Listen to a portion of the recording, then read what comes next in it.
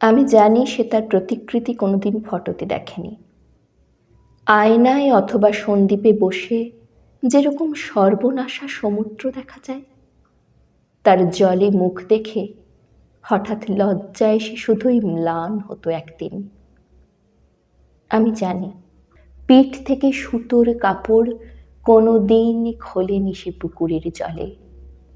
লজ্জা, সমস্ত কিছুতে লজ্জা, কণ্ঠে, চুলের খোঁপায়, চোখের তারায়।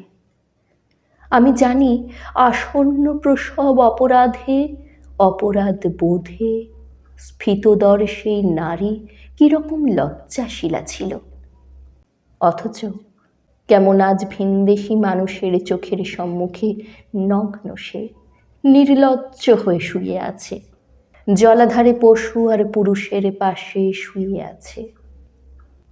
তার ছড়ানো মাংসল বাহু নগ্ন, কোমর, পায়ের পাতা, বুকের উত্থানগুলো নগ্ন, গ্রীবার লাজুক ভাঁজ নগ্ন। কে যেন উন্মাদ হয়ে তার সে নিঃশব্দ নগ্নতায় বসে আছে।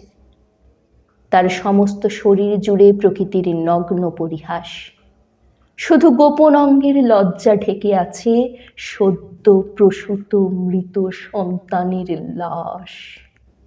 তার প্রতিবাদহীন স্বাধীন নগ্নতা বন্দি করে এখন সাংবাদিক। ঝুলন্ত ক্যামেরা নিয়ে ফটোগ্রাফার ফিরে যাচ্ছে পত্রিকার বিভিন্ন পাতায়। অসহায়, সূর্যের কাফনে মোড়ানো আমার বোনের মতো এই লাশ আগের মতো আর বলছে না, বলবে না, আমি কিছুতেই ছবি তুলব না। যেন তার সমস্ত লজ্জার ভার এখন আমার, কেবল আমার।